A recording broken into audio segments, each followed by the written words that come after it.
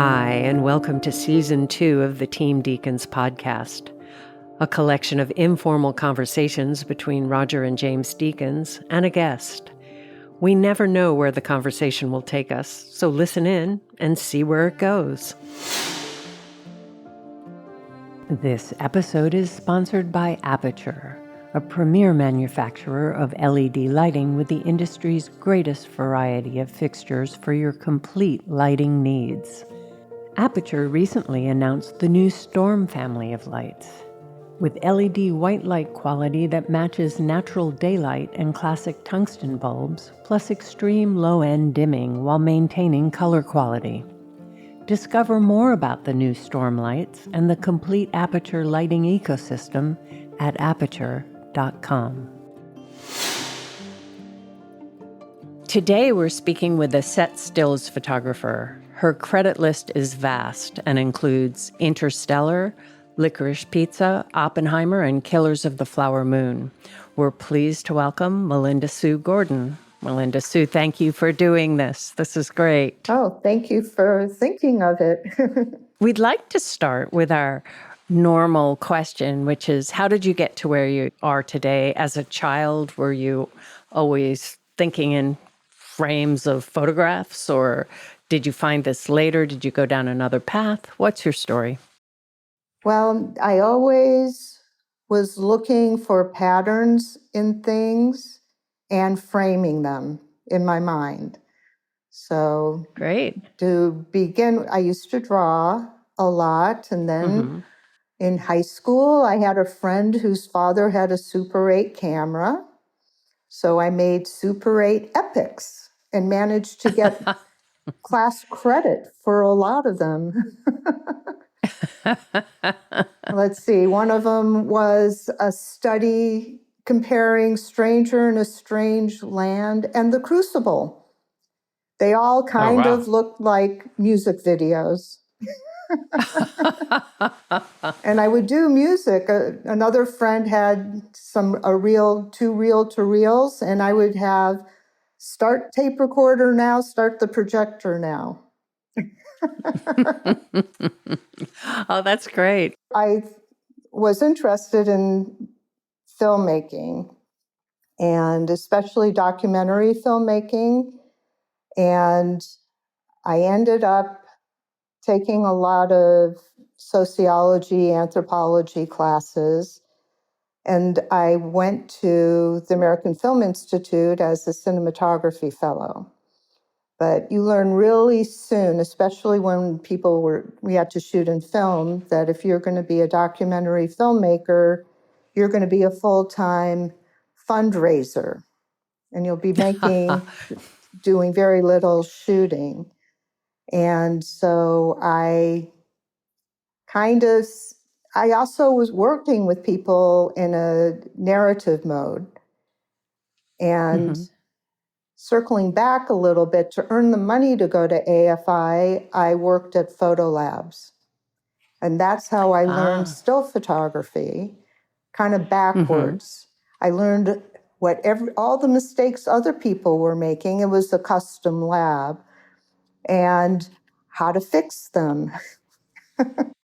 And because I had access to the lab and a very supportive lab owner, boss, his name was Joel Schulman, he said, as long as you work for me 8 hours, you can stay as long as you want. So I would go out and shoot, and I would print. I would shoot and I would print. I would make mistakes, but I would see them right away because I'd process it right away. And that's where I got my background in photography. And then my side gig was doing photo restoration and retouching. And between the two of them, I got the money together to go to AFI and not have to work at the same time, which is really impossible if you're going to, take advantage of that program. And we all worked on each other's films. I shot 4 projects, and I worked on another 8 or 10. And the ones I was helping with, I always was taking stills. And that's how I kept in touch with people. So I think it's a good thing, too, what you're saying is it's so great to learn from mistakes, to be able to do that early on, because I know someone can tell me something, but if I make that mistake, I remember it a lot better, you know, and you don't want to make a mistake later down the road. So. Right. Which is not to say I don't recreate mistakes, but then I go, aha. I remember this. So how did you get into the film business then? Well, you know, the American Film Institute is kind of a pathway to that. It was the early 80s. I was there 80, 81. And music videos were huge. Another thing people would do is make trailers for features, hoping to get the money to make the film. And I was pretty lucky when I first got out. I was able to get a lot of corporate and industrial work, shooting for Wells Fargo, for Tycor Title Insurance, for AT&T, and that helped allow me to work on no budget, low budget things because I could survive. And I did it for a number of years, especially when they used to do these big programmed multi-screen presentations. So I would shoot 16 millimeter and 4x5 and 35 millimeter. And then sometimes, and they would all get spliced together. And then I would go to the event and shoot transparency film, send it to a lab to get it back in time for the end party at the end of the conference. So everyone could see themselves and fun, you know, it was crazy, but it paid really well. The downside was, especially when I was shooting like training films, you're working with people who, you know, if you had to explain what screen direction and why it was important that you had to shoot on this side, and just creatively, I found it very uninspiring. So I segued away from there and shot on a lot. It took me 10 years to get into the union. So I shot on a lot of different projects. In fact, the first Coen Brothers film, which is where most of my overlap with Roger, was Raising Arizona, which Barry Sonnenfeld shot. But that was non-union because it was in a right-to-work state. That was Arizona, which is where I'm from. Yeah. And that's how I got the job. Somebody at the rental house in Los Angeles said, the Grip Electric house said, I'm sending all this equipment to Scottsdale. Aren't you from Scottsdale? I said, yeah. I said, well, here's the production office number. Why don't you give him a call? And I did. I called him cold on a Friday. Wow. And the production manager, and, you know, I said, I'm a still photographer. I'm just wondering if there's anybody that you need. And I heard silence at the other end, and they said, what was your name? And I gave them my name, and we'll call you right back. They had forgotten to hire a still photographer. And it was a negative pickup with Fox, which was common. So they were all studio films, but turns out the photo editor was already aware of me and had seen my work. And she said, if she'll do it, you know, hire her. And Monday I was on set. Wow. So it's really, it's a studio demand, right? That there be someone taking stills. It's part of the requirements for delivery. You know, they have to deliver a film and they have to deliver material.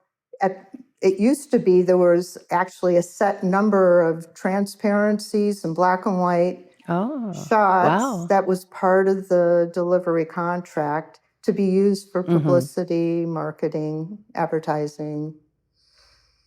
So, yeah, fortunately, they still do need that. Yeah, yeah.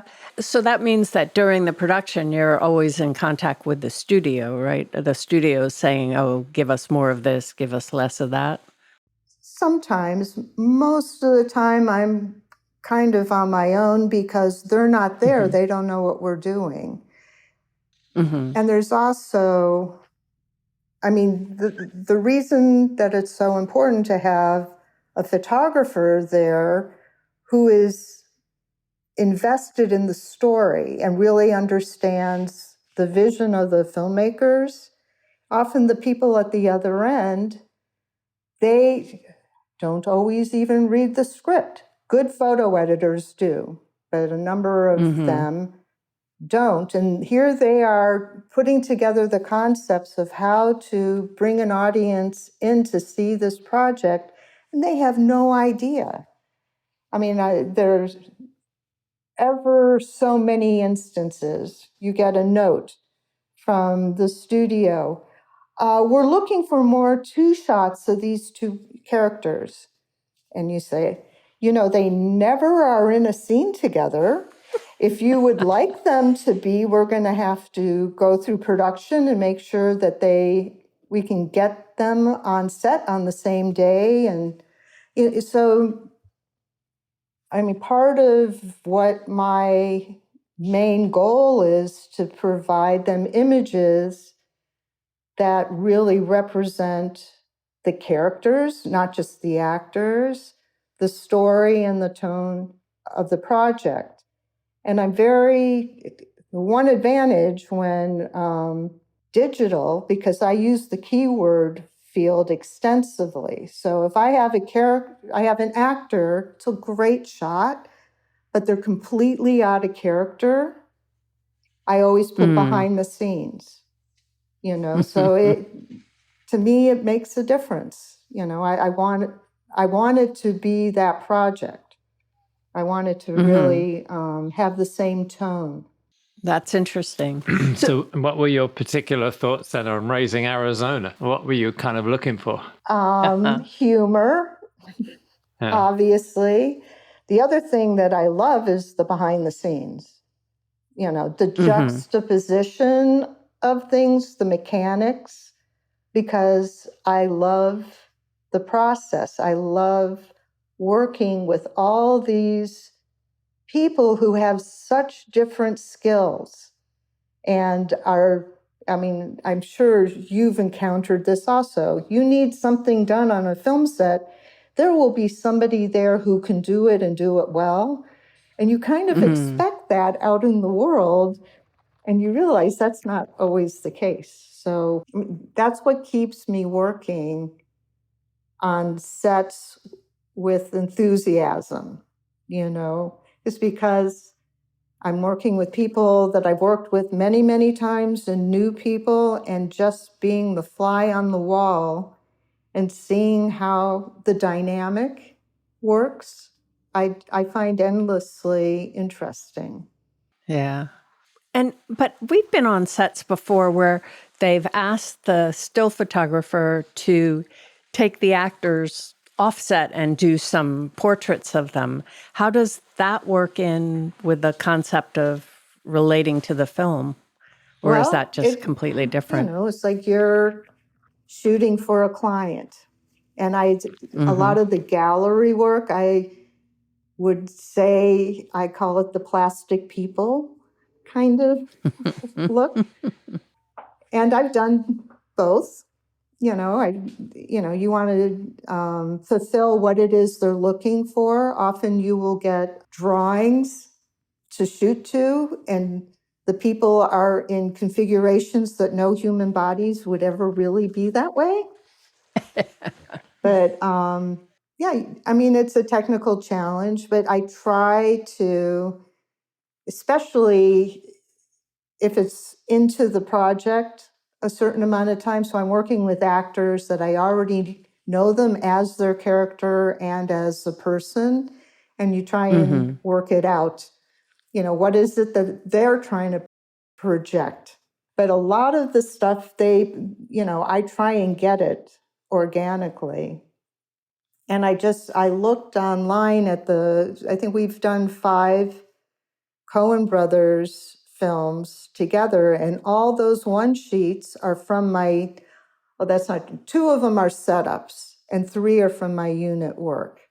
So it's a good configuration. The man who wasn't there, the dictate was to try and do Hurrell-style portraits. And then it was cut together. Interesting. They used those. And how do you relate with the DP, since you are trying to convey what the look of the film is, and which oftentimes requires you to be close to the camera if you're trying to get that same angle? I mean, how do you negotiate with the DP sometimes? Well, one thing I'm very aware, I want to know what the end goal is. So on Oh Brother, Where Art Thou, I did talk to Roger ahead of time about the color that was intended, and I actually shot my day exteriors with sepia filters to try and pull it into that realm, knowing that everything's going to be timed later on. But once you give it to a studio, they don't know that. I can tell them as much as I want. I don't know if you remember, but I sat with you for one full day on the Da Vinci while you were doing the color timing, and we made prints. So I was really adamant on trying to get it to match. And then just on Killers of the Flower Moon, Rodrigo had very specific, there was going to be autochrome for part of it. He had very specific ideas of how he wanted the different sections to be. And I set up my own LUDs, so I would follow along. And when I had questions, I would show him what I was doing. Is this in the right, is this close? Knowing, like I said, everything is going to be redone, but I didn't want them looking at something and have it in their mind, that's the way it's supposed to look, because that's not how the film was going to look. So and they do get used to something, right? And then when you're trying to change it later, it's like, no, I've lived with this for 6 months. I like this better. Yeah. But how much control do you have over what the studio uses? I mean, do you select the image from the images? If you take on a day, if you take 200 or 300 images, do you select the ones that are going to go to the studio, or do you have to send in everything? Well, I do an edit. And I send in anything that I think could be of use, because not everything is used to release as a photo. Much of what we do is used internally because the people who are developing the ad campaigns and just their plan forward, they don't see the film until months later. They're only looking at the still photos to come up with a whole plan of how to market it. So if it's a 2-shot and one person's not good, I probably, especially now, if it's something that I'm going for, I do a lot of compositing. And Killers of the Flower Moon, they had one photo out there for a year. It was the only photo. But to make that, I took 2 frames to create that moment. Because if you it doesn't always happen in one frame, but it just they happened to choose one that I had created.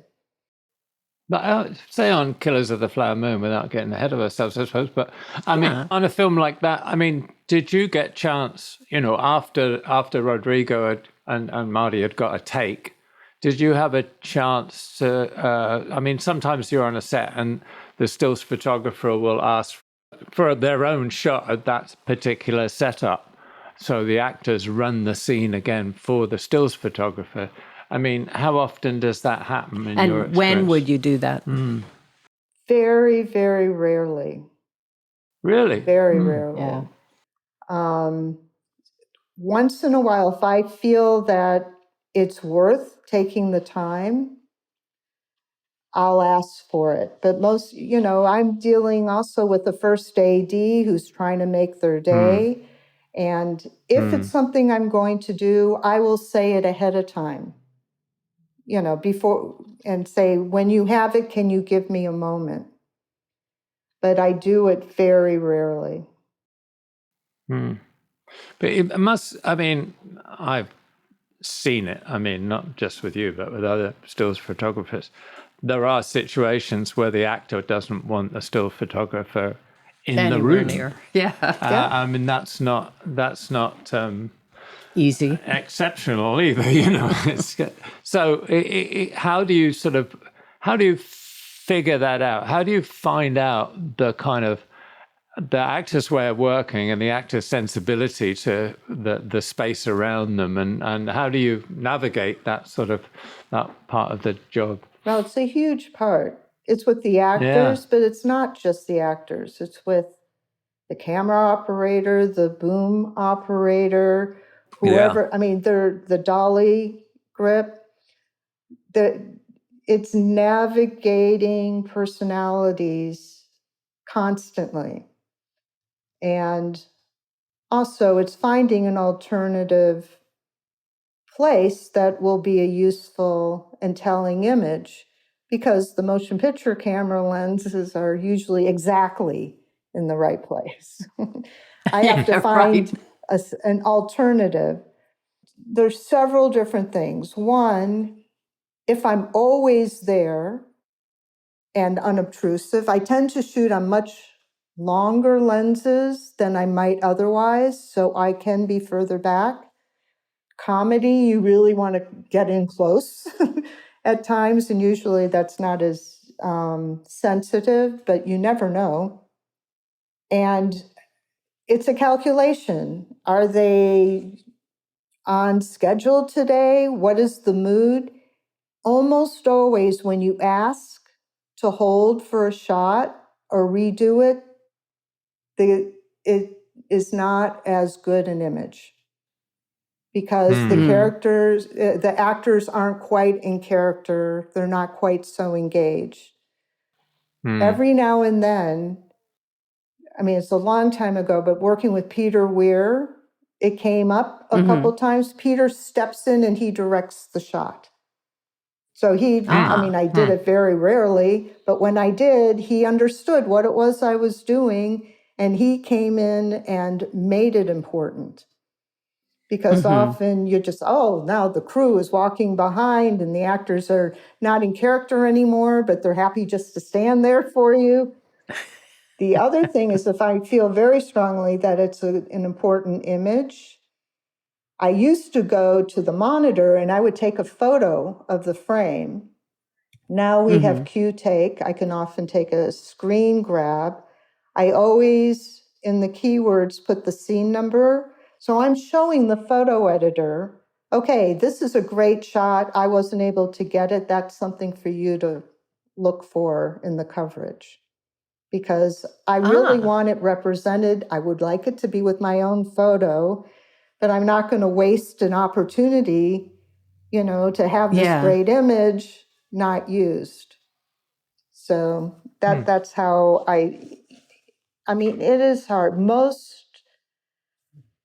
It's just trying to read the room. And, you walk away for a setup, they turned around and the mood is completely different and you have no idea why. Oh, yeah. You mentioned the photo editor that you're working with, I guess, at the studio. What is their job? What are they doing while the shoot's going on and you're sending them things? Well, now, sometimes you don't hear from anybody for months. Really? And you just hope somebody is looking. It really depends on what they're paying attention to. They are now covering so many more projects at a time than they used to. But other than that, I try, if they're checking in, I tell them what's happening. If I am having an issue, if there is an actor who absolutely doesn't want to be photographed, I let them know, because I'm not going to be able to change it. But if they want something and they can say, okay, tell production that we need time to do setups or whatever, so they get what they need. Mostly it's logistics. It's like, okay, we're traveling in 3 days. If there's anything that that you want here before I leave, let me know. I do a lot of background plates of locations, of empty sets, of key prop things. It's not just shooting the performance.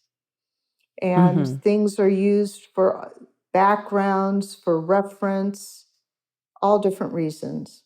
And during the shoot, are you thinking at all, oh, this would be a good poster shot?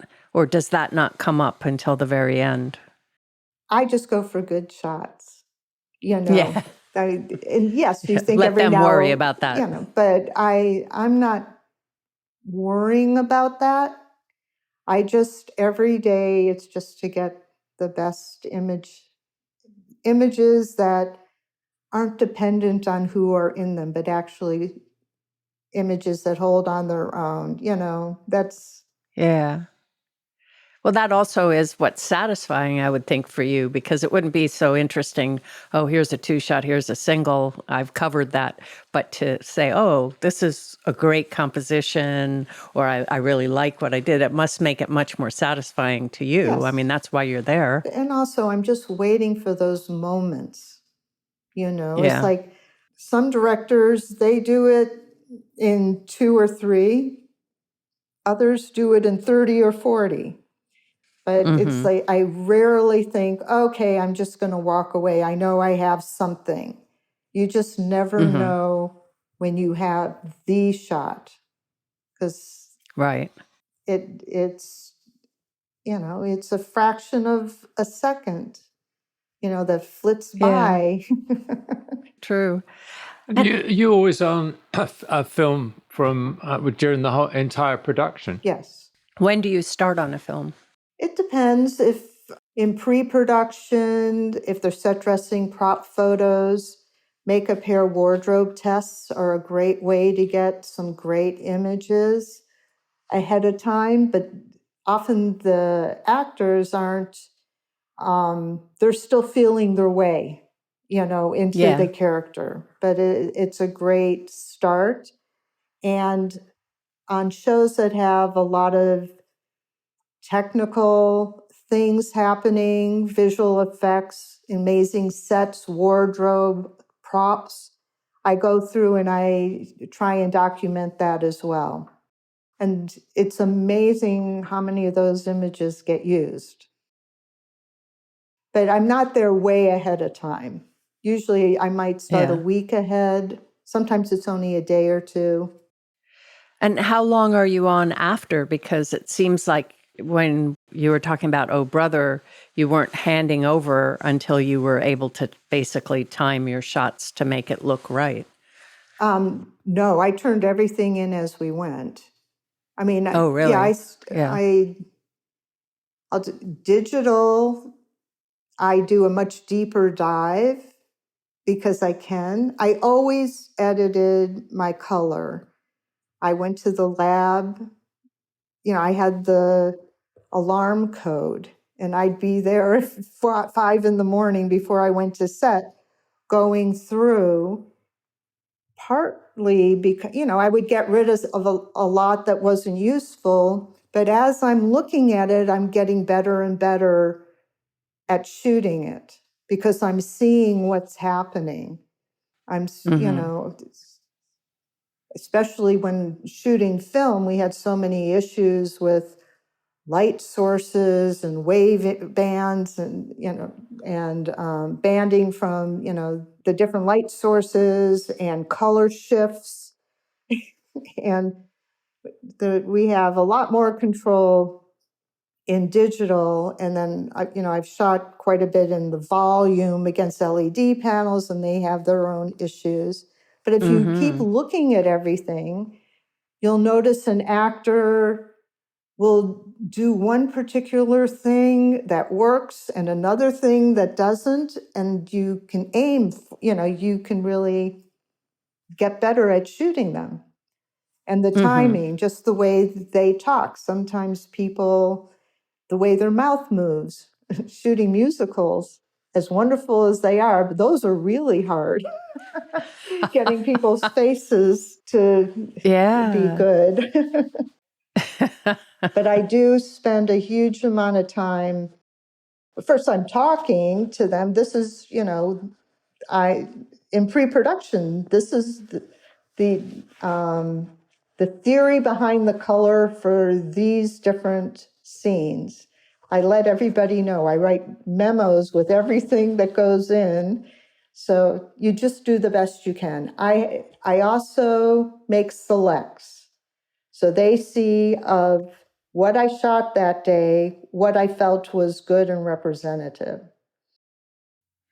And how much basically would you say you're turning in per day? I mean, how many shots? Yeah. I know it depends on what you're shooting, but... And how's that changed from film to digital? Well, that was it. That would be my next question. It's much more. I really don't try and aim for a number. I can tell you I throw away at least a third of what I shoot.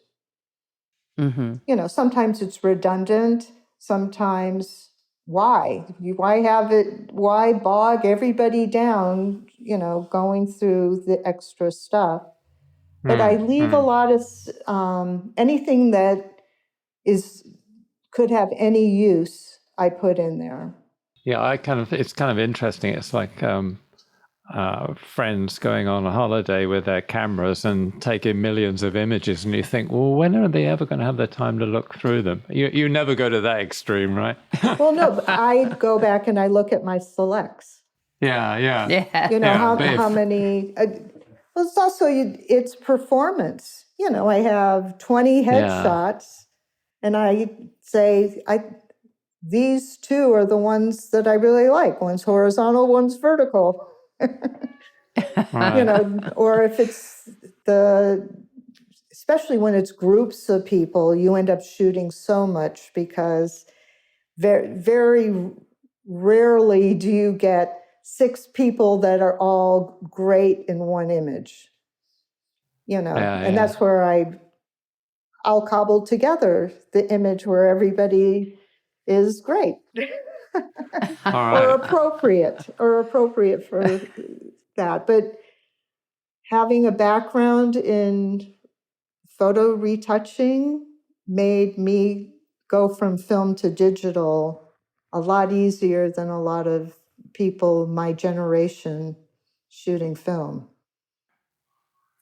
And do you have several different cameras that you use on set? Because I've oftentimes seen still photographers with 5 cameras on their shoulders. Do you do that, or do you just come with one? If it's day exterior and I have enough light, I have one camera.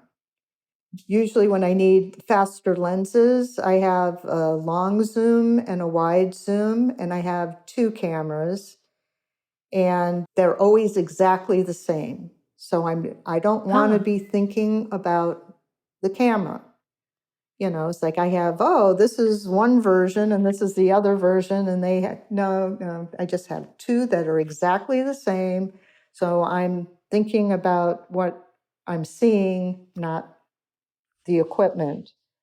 Sometimes I have, like specialty things that I do. Killers of the Flower Moon, I ran around with an old Crown Graflex and I did some 4x5 stuff. And that was fun, but it's not really practical without an assistant to help carry all the stuff. Yeah, really. Especially when there are a lot of horses and mud that you're dealing with. And on that also, it was still in the middle of COVID, and trying to have people without masks on was a big issue. Oh, right. Yeah, definitely. But I try and be very simple. I want to have the least amount of stuff possible. I have Don't more on we the all? truck. Have you ever worked on a film where they have de-aged the characters in post? In other words, like The Irishman. How do you deal with that?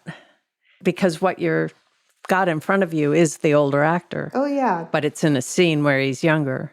I've only done like a scene here and there. It was in Moneyball, there was a scene where Brad Pitt, they made him younger.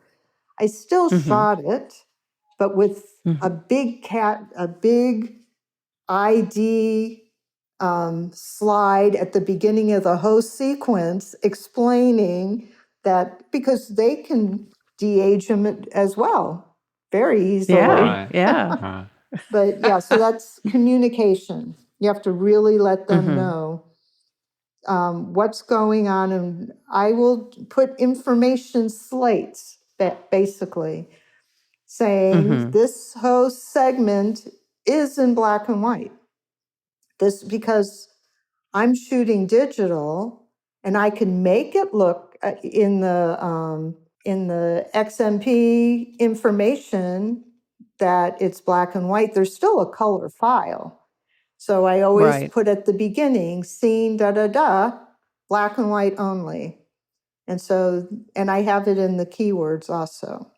So I try and provide as much information for the photo editor and everybody else down the line so they know what they're looking at. So when you send to the photo editor, like in the old days, were you sending him prints and negatives or just prints? And now do you send the whole file or do you send him contact sheets? I don't know what they're needing to do at that point. Black and white negative, and they would get proof sheets. The negatives would sit at the lab, and we would shoot chrome. Once, if it was really low light, we would use color negative, but the images never were great, but that's what we would resort to.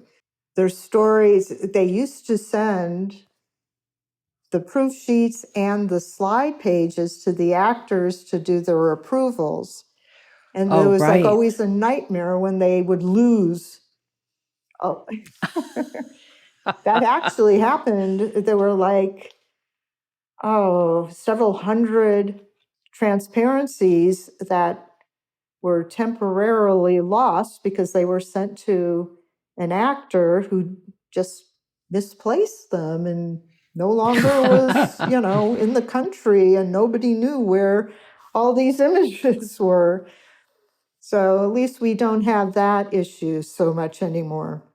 Do actors have the kill right to be able to say, don't ever use this picture of mine to the studio? Every contract is different. They usually have a percentage that they can kill. And we were told, just be sure to shoot a lot of that person if they were heavy. And now most actors who have approval, they'll have somebody else doing it.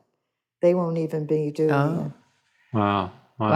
Do you ever, or do you often find you see your images, whether it's in a publicity shot or wherever, and they've been manipulated without your knowledge? Oh, of course. They do cosmetic retouching all the time. That I don't do.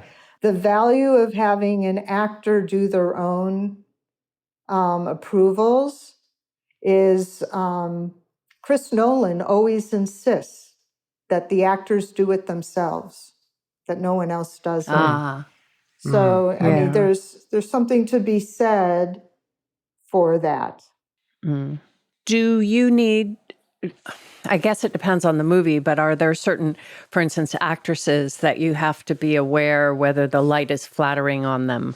Or are you trying to create a photograph where they look good in it as well as look like the character? Well, that's pretty much anybody, actor. Really? Yeah. But it also is what's appropriate for the character. I mean, I've been in situations, this lighting really is not very good. And I will try and do workarounds. You feel protective. It's like there's no reason for somebody to look badly. You want them to look in character, but I want to look at engaging photos. And when there's deep circles under their eyes because of the light, and it's not a specific choice, it's just because they decided not to light anything in their overheads and they don't really care because they're going quick, quick, quick. And, I do my best to do them justice. You've been very lucky. I mean, you've shot millions of movies. I don't know how. I mean, you've worked on millions of movies. I don't know how you've done that in your career and still survived. remained sane. I was going to ask you about that sort of lighting. I was going to ask you whether you find that there's now a propensity of kind of you can shoot with digital and fast lenses and you don't need to light. There's that whole kind of philosophy, especially from production. Why do you need so much light?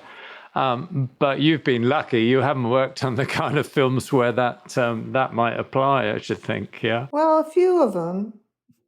Yeah? But there's often you can find a way, even it depends on the situation. That's why you're always looking. I'm always looking at what's around me and what's available. Right. And isn't it getting more like you're going back to working on sort of documentary work where the light's not of your choosing necessarily. That's true and you're for just a lot of what I do. You're trying to find because I'm not always right where it's lit for. I'm always looking for alternatives. But as you said, maybe the film camera or the whatever has got the optimal position. So, but you do have. I don't know. In the past, there was so much, and with say on Killers of the Flower Moon or Oppenheimer, there's very much the whole set is lit and everything's staged for a particular look. Whereas some films now just seem like they're just grabbing what they can. Just in the moment. And that's a different kind of challenge, isn't it? No, it's very much. I mean, I just finished a Paul Greengrass movie, 3 cameras minimum, handheld, no rehearsal, and go. Right. And that was definitely a challenge, but you figure it out. I mean, it was a great crew. People, the cameras were looking at each other all the time. I didn't want them to be looking at me in dailies. All right. But it was like, okay, just follow behind. Yeah. You just do the best. Every film is difficult for a different reason. It's not. But you could, in theory, just stand in the shot and they'll paint you out like they'll paint out one of the other cameras. Or a light stand. Yeah, but then they're going to be doing the budget and figuring out, that photographer is costing us a lot of money. That's true. Yeah. You don't want to be there. Yeah. And what do you do if you're on a film and there are a lot of visual effects that are going to be done to the scene and actually are the point of the scene, perhaps, and how do you work around that to not get a blue screen in, or are you comping it afterwards? What are you doing? Generally, I'm not doing the comping, but they're useful images, especially if there's performance. I put it in the keywords, visual effects, blue screen. I let people know, but I'll tell you, Oppenheimer was so fun because we did so many of the effects, organically. And Andrew Jackson is the mad scientist. And I got to be in his workshop and see all the rigs, when they worked and when they did. Oops, that lens isn't going to be good for a while. But I love that. I just love it. Have you got a preference on the kind of film you work on, or is it just it's great to go from something like a Paul Greengrass project to The Matrix or whatever? The very different approaches a director has, a very different script, and a very very different crew structure sometimes. Oh yeah, I enjoy the variety quite a bit. I mean, I do like if it's contemporary and people sitting around dinner tables talking or in offices, you have to really stretch to make it maybe as interesting visually. Then sometimes you could find, I always try and find something engaging. But things that have beauty, are really, the production design, the costumes, all of the sets, all of that stuff, I love when we do mechanical effects. Like on Tenet, when we did some of the car interiors for racing along the road, they actually had a painted backdrop that was on a roll, and they had somebody cranking it, and it was going by. I mean, I just love that. Or the trunk low, and they do the they paint the perspective in the background on a set. Yeah. We did that on Barton Fink.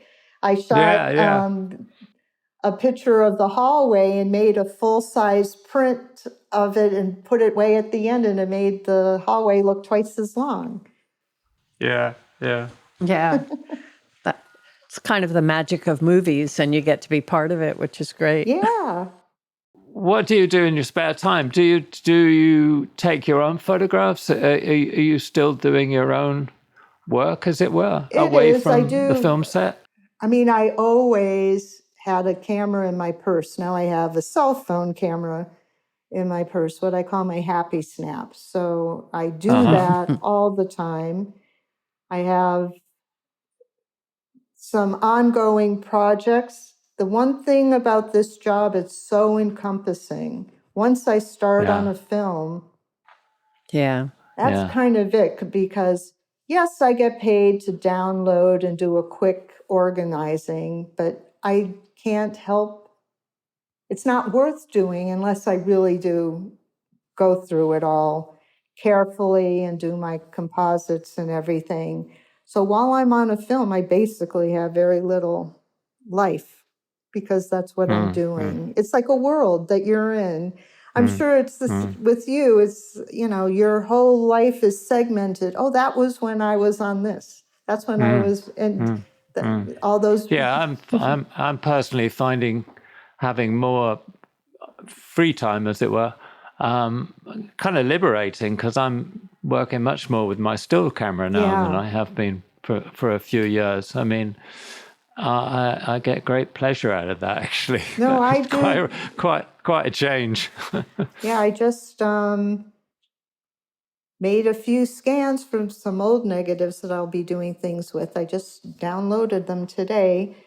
But here's something, that your book with the covers, with the woman's hands. I was right next to you when you took that photo, and you showed it to me. That train. You showed it to me on the back of your camera.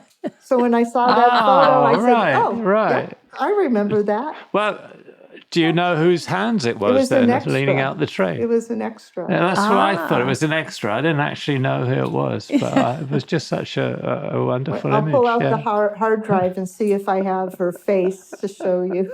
All right. I didn't even know it was a woman. So what kind of photographs do you take? For yourself? Basically, it's kind of like street photography, though I don't. It's whatever I am encountering. It's a continuation of when I was finding the patterns in wallpaper when I was 6 years old. It's the same thing. I just am looking at things. So my coffee cup with the milk in the microwave did something bad, and I took a picture of that. And, it's really, autobiographical, and I have no presumption that anybody will care, but I have and I'm not online. I don't do any social media, but I do share with several people, a group of people, whatever I think they may be interested in. And I do little compilations. I like making little books. So what am I going to do with it ultimately? I don't know. I've exhibited a number of times, and I just feel like right now people are so overwhelmed with the amount of imagery that do I want to be screaming, look at mine, look at mine. So I'm not sure how. I keep doing it, and I love doing it, and I love, I do hand painting. I still have my dark room. So and I'm also trying not to work as much. I'm definitely feel it's also, Is that easy? Well, I mean, I easy? hate to say it, but I've been doing it for so long. It's like, oh, there's my photo. Oh, that's an obituary. Oh, it's like, okay, if I better start really paying attention and also sharing what I have with the people I want them to have, and to try and figure out how to do it without the studios coming down on me. Yeah. Have you got if somebody's starting out fancying the idea of being a set photographer, I mean, any advice? I mean, you didn't directly aim to do it. You went to the AFI, but it wasn't, you didn't go to learn still photography for by itself. I mean, how does somebody learn, and what advice would you give maybe? Well, to be shooting, find any set that you can, if it's student film, low budget, no budget, music videos, anything, because you need to understand the process of making a film where you can be.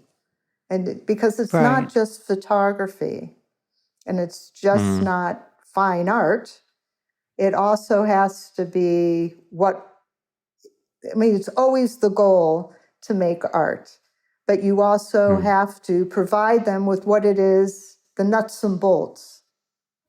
And you have to love it. And it is one of the best things to do with your photography, to be able to be on set and be the witness. So it's crazy hard, and it's crazy great. But just shoot and look at what you're shooting, look at what gets published, and figure out how you can sell yourself when you have the opportunity, that, when you step in. I was very lucky because I had so much experience working on all those AFI films, and they had a deal with SAG, so there were a lot of recognizable actors who are in our student projects.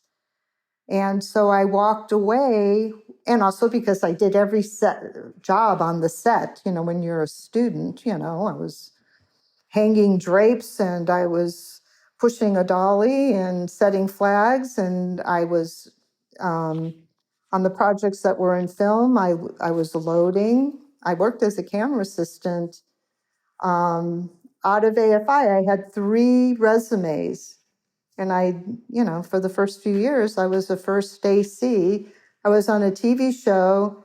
I was B camera first, and the line producer comes up and says, "Don't you do stills?" I said, "Yeah." He said, "Well, look, this is what I have in the budget for the still photographer. You want to replace yourself?" First time ever. Because starting out, it's, "Oh, my cousin has a camera. We have to pay you?" Right. Yeah. That's funny. That's great.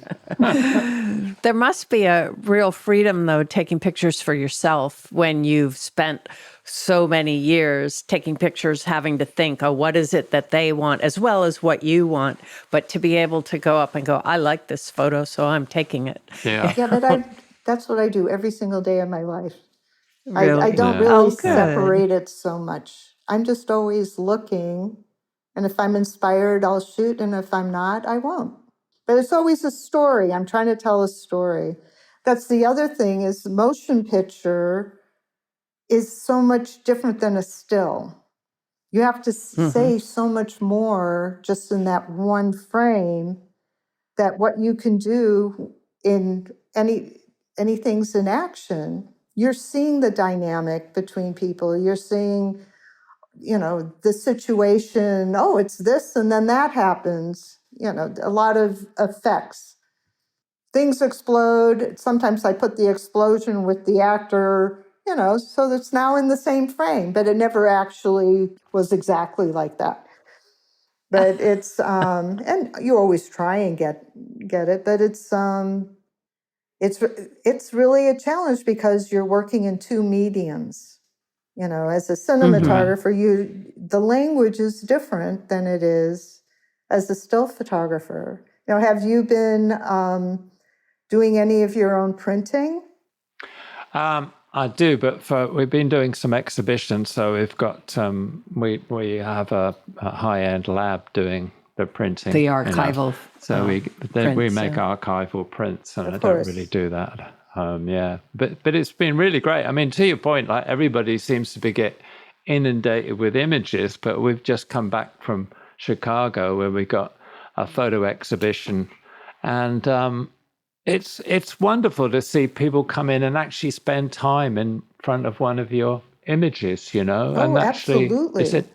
It's a different mindset, I think, of taking in information and studying a kind of image. So we've been surprised, but it's been very nice, to hear reactions of people viewing your work, And I think it's a good, compared to the kind of overloaded life that everybody's living, to just stand still in front of a still and find that story that still is telling is kind of nice. My images are so sort of sparse and contemplatory, I suppose. Rather like you. So it's kind of nice to see people standing in front of it, and maybe they little chuckle if they see something that's funny. I don't know.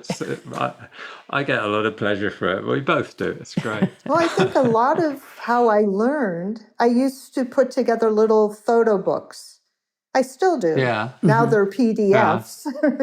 But well, and I make physical ones also. But I would say, oh, come on, let's go to lunch. And I would just say, this is what I've been doing. These are my happy snaps. Yeah. And just watching them, look through them, just was so helpful. What do people engage with and what they don't? It was different with different people, but it really helped me visually, and also how to, sequencing is so important, what you're showing one after the next, And it's a great way to share things as opposed to I tend to send one or two photos out at a time to my friends and family and people who are interested, because you just want that you're saying one thing, and have a chance to look at it. Right. Don't look at 25 at one time. Were there any photographers that inspired you when you were starting out, or now photographers whose work you really admire? Well, when I was Lee Miller, I just saw that film. Oh yeah. She definitely was. Robert Frank and Danny Lyon and Diane Arbus. You can really tell when I was, first starting to look at photography. There was a local photographer, Stephen Arnold, who I would print for when I worked at the lab, who did all these surreal tableaus that I loved. So there's so many. I'm going to get caught up. But there's so many, and so diverse too. And now, but I'm terrible at bringing up names under the gun. I should have made a No. No, it was interesting, the people you said. Yeah. I mean, I No, love black great. and white, but it's funny, what I've been doing recently is mostly color, which I'm very surprised at myself, but I'm working on a couple of things where I'm going through my archives and I'm pulling up black and white again. So I kind of go back and forth. It depends on what I'm doing. But I like to be in a mindset one way or the other. Yeah. Great. Well, this was good. I think it's been great. Thank you for doing this. Well, It's been really interesting. Yeah. Thank you. Very nice to see you too. It's been kind of a long time, isn't it? Quite a while. If you'd like to sponsor the Team Deakins podcast, let us know at pod@teamdeakins.com. Thanks for listening. If you want more information and further discussion, check out the forums at www.rogerdeakins.com. Becoming a member is free, and you can ask follow-up questions there. And be sure to subscribe to the podcast for more new questions and topics.